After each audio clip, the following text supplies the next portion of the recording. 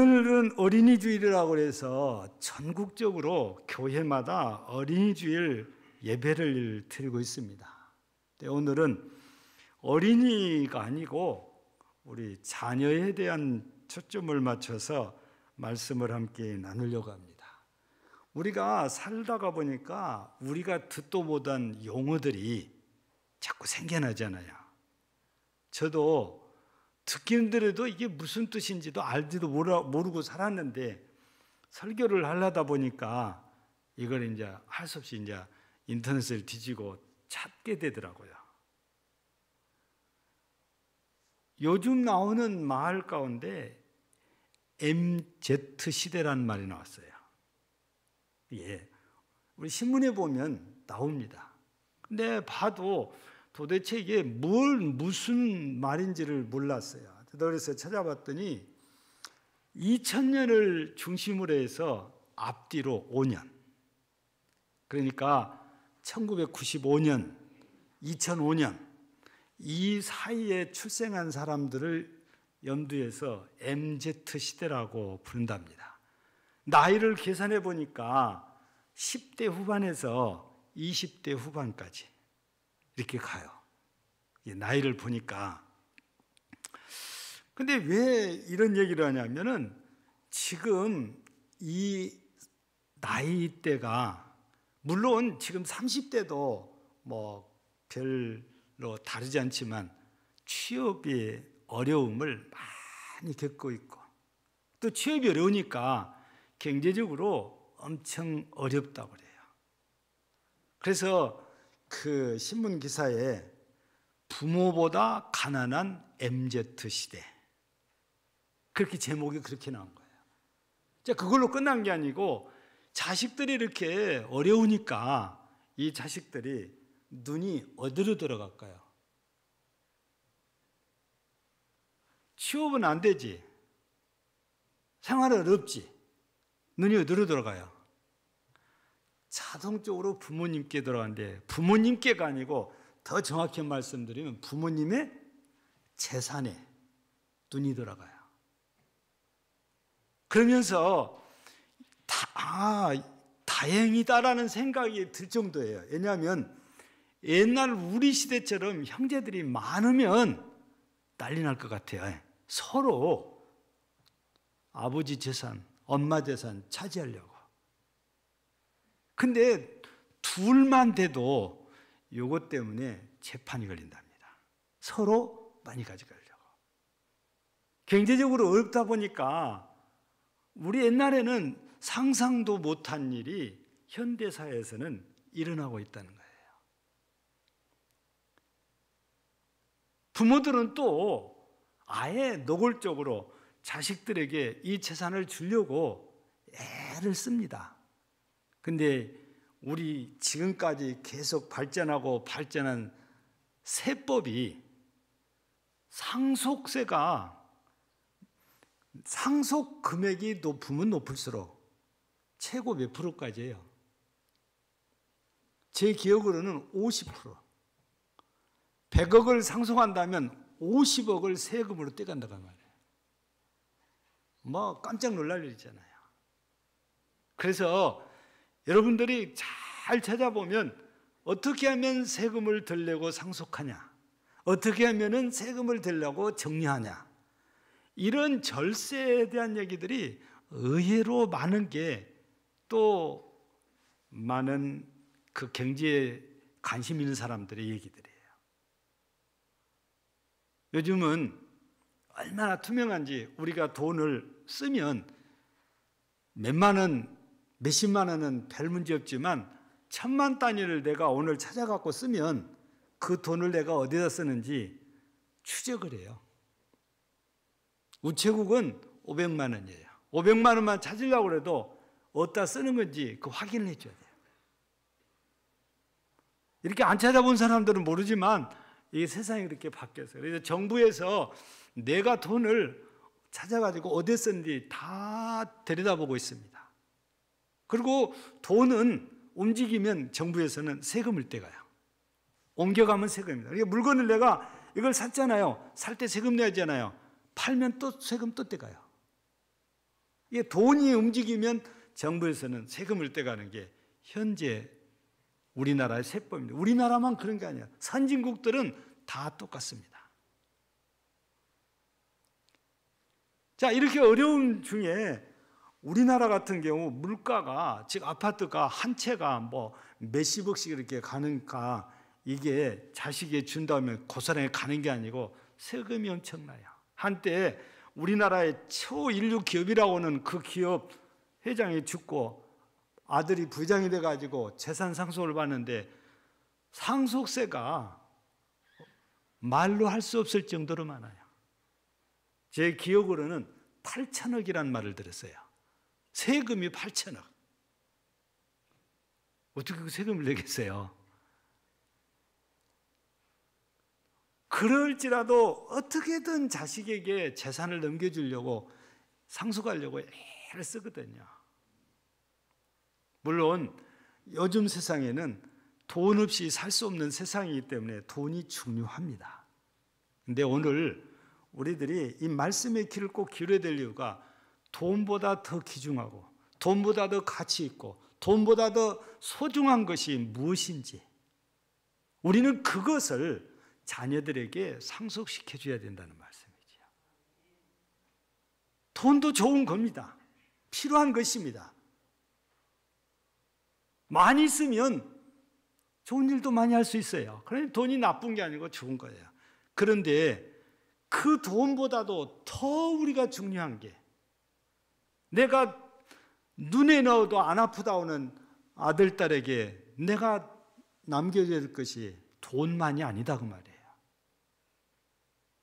그게 뭐겠습니까? 신앙입니다. 돈은요 유한한 거잖아요. 있다가도 없어지는 게 돈이잖아요. 근데 신앙을 물려받으면 그 신앙으로 영원한 삶을 영위하게 돼요.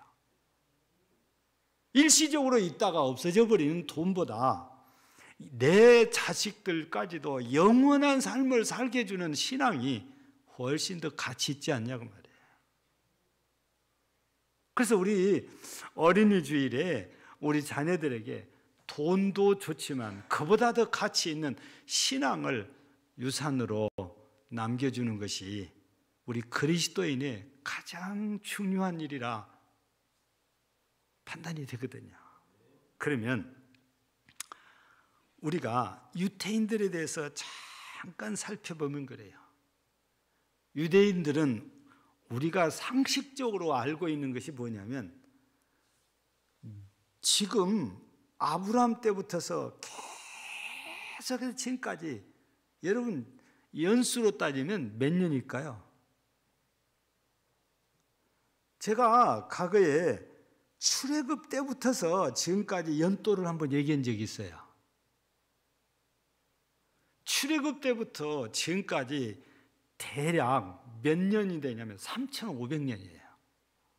그러면 아브라함 때부터 계산하면 4,000년입니다. 근데 그때부터서 이 유대인들은 신앙이 계속 유전되었건 대로 유전처럼 내려와요.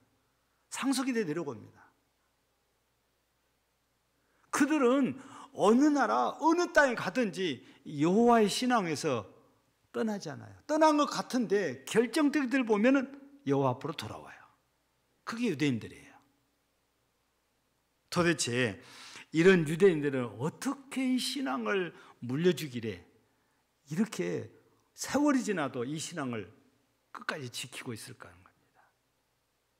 우리 디모데후서 1장 우리 3절 이렇게 보면은 그런 얘기 5절에 보면 그 나오잖아요.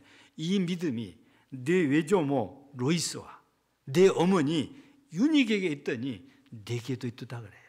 이 믿음이라는 것은 바울 사도가 디모데를 보고 양심이 깨끗한 믿음이라고 그랬어요. 그러니까 순결한 믿음이에요. 순순한 믿음인데 그런 믿음이 애할머니, 어머니 디모데까지 대를 이어서 이렇게 내려와요. 그래서 바울 사도는 자기 자신을 얘기할 때도 조상적부터라는 말을 써요. 조상적부터서 내려오는 섬겨오던 여호와라고 그래요. 그러니까 이스라엘 사람들 유대인들은 아브라함 때부터 지금까지 여호와를 하나님으로 이렇게 섬기고 살아요. 오늘 본문은 바로 그 비결, 해답을 얘기한 거예요. 하나님께서 모세를 통해서 이 말씀을 주시면서 마음판에 새기고 자녀들에게 가르치라는 겁니다. 앉았을 때도, 일어날 때도, 누웠을 때도, 걸어갈 때도입니다. 이 말씀을 가르치라는 것입니다.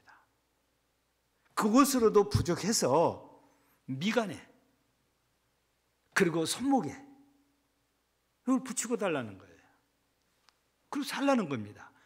그래서 지금도 우리 성경에서 말하는 바리새인들 급 정도 되지 않을까 싶어요. 지금도 이스라엘 가면은 날씨에 상관없어요. 계절에 상관없어요. 사시사철 똑같은 옷을 입고 선 사람이 있어요. 새카만 옷을 입고.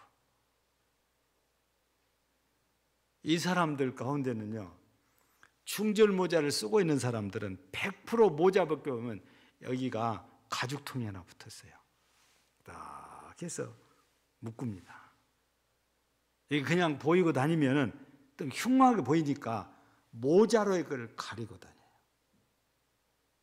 이 소개가 바로 오늘 우리가 읽었던 성경 신명기 6장 4절, 5절, 6절 이 말씀이 쭉 거기가 기록되어 있어요. 근데 여기만이 아니고 여기도 붙이라고 했잖아요. 근데 제가 확인한 바로는 이 미간에는 진짜 확실해요. 근데 손목이 아니고 여기다가 묶었더라고요. 그래서 소매가 우리나라 그 두루마기 같은 경우는 넓잖아요. 그것처럼 그 사람들이 입는 옷이 여기가 넓어요. 소매가. 그러니까 잘 몰라요. 벗어야 알아요. 이게 흘러내리지 않게 하려고 가죽끈이 길어요. 칭칭 감습니다. 그러니까 4,000년 전에 주신 말씀인데 이 말씀을 지금도 순종하고 사는 게 유대인들이에요. 자식들에게 꼭 가르치고 대를 이어서 이렇게 하게 만듭니다. 이것도 또 부족하다고 생각했던지 문 안팎에다가 또 붙여놔요. 들어갈 때도 나올 때도 그걸 생각을 해야 되니까. 이만큼 철저하게 하나님의 말씀을 가르쳐서 세월이 아무리 흘러도 이 믿음에서 떠나지 않게 하는 거거든요. 근데 이렇게 주입식으로 강제로 교육을 시키고 그래야만 되는 것은 아니에요. 그러면 진짜 오래 못 가요. 그래서 우리가 어떻게 돈보다 귀한 이 신앙, 영원한 삶에 살게 하는 이 믿음을 어떻게 우리 자녀들에게 유산으로 남겨줄까? 그 방법을 우리가 잠깐 나누어 보면, 첫째는 보고, 교육이라는 것은 주입식 교육도 있지만 자연스럽게 그 문화에 물들게 하는 교육이 가장 좋습니다. 자연스럽게 되는 거예요. 그러려면은 부모가 모범이 돼야 돼요. 부모가 늘 그렇게 살면, 생활 속에서 보여주면 자식들은 자연스럽게 그거를 따라오게 되고 따라하게 됩니다. 근데 부모는 그렇게 안 하면서 입으로만 가르친단 말이에요. 강제로 이거 해라고 합니다. 앞에서는 하는 척해도 밖에 나가면 영 아니에요. 우리 성경에 있는 얘기들을 한다면 바리새인들이 사람들이 보는 데는 엄청나게 열심히 하나님을 믿는 것 같아요. 기도 부지런히 하잖아요. 막 11조를 하는데 뭐 최소의 11조까지, 이 채소가 10포기면 한 포기를 하나님께 11조를 드릴 정도래요. 근데 우리 그렇게 하나요? 안 하잖아요. 그 정도로 철저하게 한다고 하는데 그들의 목적은 사람에게 보이려고 하고 돼 있어요. 그러니까 안 보는 데서는 전혀 아니라는 거예요. 그래서 예수님께서도 이런 바리새인들을 가리켜서 뭐라고 합니까? 외식주의자라고 그래요. 그러면서 화 있을진저 이렇게 합니다. 여러분, 자녀들 앞에서도 우리가 본이 되는 삶, 모범이 되는 삶을 살면 자식들이 자연스럽게 그것이 따라오게 돼 있단 말이에요. 강제로 해서 될 일이 아니에요. 엄마가 무섭고 아빠가 무서우니까 그 앞에서는 아는 척해도 엄마만 안 보이면, 아빠만 안 보이면 저하고 싶은 대로예요. 그게 사람인 심리거든요. 근데 그냥 늘상 보고 살면 그것이 자기도 모르게 삶이 돼버리는 거죠. 그래서 누가 뭐라고 그래도 우리 자식들에게 이 믿음을 우리가 잘 남겨주려면 본이 되는 삶을 살아야 돼요. 그 바울 사도도 고린도전서 11장에서 1절에 보면 뭐라고 합니까? 내가 그리스도를 본받는 자 된 것 같이 너희는 나를 본받는 자 되라. 여러분, 바울 사도는 예수님을 본받았대요. 바울 사도는 지금 이제 스승이 됐고 전도자가 됐잖아요. 자기가 복음을 전하고 가르친 사람들에게 너희 나 본받는 자 되라. 내가 예수님 본받았는데 너희도 이렇게 본받아야 된다는. 그 말은 삶으로 이어가라는 거지요. 이스라엘 사람들은 전반적으로 삶 자체가 신앙입니다.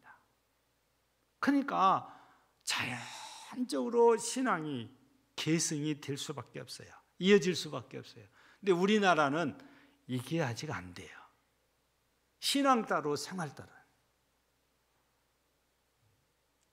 근데요, 진짜 우리 자녀들에게 이 믿음을 전수시키려면, 이 믿음을 물려주려면, 이 믿음을 상속시키려면 본이 되는 삶. 그럼 어떤 면에서 우리가 본이 되어야 되냐?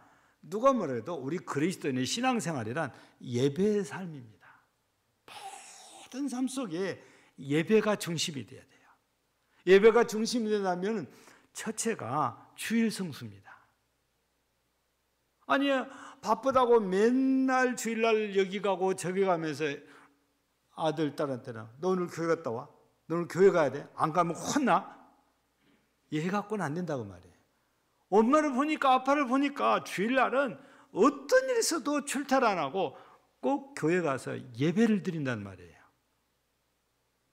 그것이 너무 당연하게 돼요. 애들이 보니까 당연한 거예요. 엄마 아빠가 저렇게 하니까 자기네들도 이게 당연하게 되는 거죠. 주일날 뿐이 아니고 모든 예배에 빠짐없이 참여해서 요한복음 4장 24절 말씀처럼 영과 진리로 참된 예배를 드려서 아빠 엄마를 보면 정말 하나님이 살아계신 것이 느껴지는단 말이에요. 그런데 이런 자녀들이 엄마 아빠의 신앙을 떠날 수가 없어요. 엄마 아빠를 보면 하나님이 진짜 살아계시거든요. 그 어떻게 하나님을 떠납니까? 자연스럽게 엄마 아빠 신앙을 본받아서 신앙생활을 하게 돼요. 그래서 우리는 예배 생활이 애들한테 본이 돼야 돼요. 예배 생활이 본이 되면 그걸로 전부 다가 아니고 그러면 예배로 끝나지 않아요. 예배와 함께 자연스럽게 또 이어져야 되는 것이 우리의 삶이에요. 그리스도인으로서의 삶, 하나님의 말씀을 쫓아 사는 삶, 소금과 빛이 되는 그런 삶입니다. 열매 맺는 삶이에요. 성령의 열매 맺는 삶. 우리 엄마 아빠를 보면은 그게 다 보이니까 자녀들이 절대 하나님을 떠날 수가 없는 거죠. 자연스럽게 믿음의 대를 이어가게 돼요. 그리고 이 아이들도 어른이 되면 또 자기 자녀들에게 이런 본을 보여서 믿음의 태가 1000년이 가도 2000년이 가도 오늘 말씀드린 대로 4000년이 흘러도 이스라엘 그런 것처럼 우리의 자녀도 그렇게 되어야 되는 거죠. 좋은 것 주고 싶고 좋은 것 먹이고 싶은 마음은 어느 부모나 다 똑같아요. 그렇다고 해서 우선 먹기에 사탕이 달다고 해서 자녀의 건강을 생각하지 않고 맨날 인스턴트 식품만 먹여봐요. 얘는 비만 올 수 있어요. 당뇨 올 수 있어요. 성인병 걸릴 수 있어요. 건강에 해칠 수 있습니다. 그런 것처럼 영적으로도 마찬가지예요. 우선에 편한 것 생각하고 애들 좀 더 자. 그리고 주일날 교회를 안 보내주면은 이 애들은 아주 영영 하나님께서 멀어집니다. 교회 갈 일 있으면 항상 손잡고 와야 되고, 예배 드릴 일 있으면 함께 참석을 시켜야 되고, 아빠 엄마를 보면서 이 신앙생활이 그냥 삶이 되도록 해야 되니까, 예배 생활에 우리 또 하나님의 말씀을 한마디 한마디 따라 사는 이 순종의 삶을 자녀들에게 보여준다면, 자녀들은 우리 입으로 너 교회 가거라, 너 예수 믿어야 된다, 이런 말을 안 해도 삶이 되니까 자연스러운 거예요. 근데 어느 누가 예배 후에 설교를 들었다고 해서 그 설교 말씀대로 사는 사람이 얼마나 됩니까? 안 돼. 어려워요. 그래서 우리가 또 자녀에게 본을 보여야 될 것이 기도예요. 우리 엄마도 사람이고 우리 아빠도 사람이니까 안 될 때도 있구나. 그때마다 하나님께 도움을 청한 거예요. 하나님, 내가 말씀을 따라 살게 해달라고, 내가 하나님의 뜻을 따라 살게 해달라고 늘 주님 앞에서 머리 숙여 엎드려 기도합니다. 엄마 아빠가 하나님의 말씀을 따라 살려고 고민하는 그 모습, 힘쓰고 애쓰는 그 모습, 하나님께 은혜를 구하는 그 모습을 보면 하나님이 살아계세요. 자녀들은 이런 모습을 보면 자연스러운 겁니다. 사랑하는 우리 성도 여러분, 우리는 거의 생각이 비슷해요. 내 자식에게는 좋은 건 먹이고 싶고, 좋은 옷 입히고 싶고, 좋은 학교 보내고 싶고, 부자로 살게 하고 싶은 거예요. 그래서요, 실은 우리 부모 세대는 그거를 성공을 했어요. 우리 부모는 6.25라는 전쟁 후에 완전히 폐허가 된 우리나라를 경제성장을 시키는 주역들이었습니다. 그래서 우리 세대에는 지금 선진국 대열에 섰고 1인당 GNP가 3만 5천 불 수준이라고 합니다. 4만 불을 향하여 달려가고 있대요. 말이 그렇지. 여러분, 4만 불이라면 우리 돈으로 환산했을 때에 약 4,800만 원입니다. 지금 1달러가 1,200원이 넘어요. 1,200원 잡을 때 4,800만 원이니까 우리 성도들이, 우리 가정의 식구가 몇 명이냐? 곱하기 4,800을 해보면은 그게 나와요, 답이. 5명이면요. 1년에 돈 얼마 벌어야 된다는 소리예요? 5명이면 4, 5, 20 2억에다가 8, 5, 40 2억 4천만 원을 벌어요. 1년에 그렇지만 1년에. 그러면 이거 10년 벌이면 돈이 얼마예요? 여러분, 우리나라가 엄청 부자입니다. 미국이나 일본이나 뭐 이런 데 따라갈 수가 없지만 우리나라도 부자예요. 근데 이렇게 되기까지는 우리 부모 세대가 허리띠를 절람했어요. 허리가 휘도록 일을 했어요. 안 먹고 안 입고 그 다음에 모시고 허리가 휘도록 일해서 자식들을 공부시켜가지고 내 자식은 나보다는 잘 살게 된다는 거예요. 그걸 성공을 했다고 말입니다. 그래서 우리 세대는 진짜 경제적으로 잘 살아요. 그런데 서두에 말씀드린 대로 우리 자녀들 세대로 손주 세대까지 내려가다 보니까 경제 성장이 지금은 얼마나 둔해졌습니까? 그러면서 취업이 어렵단 말이에요.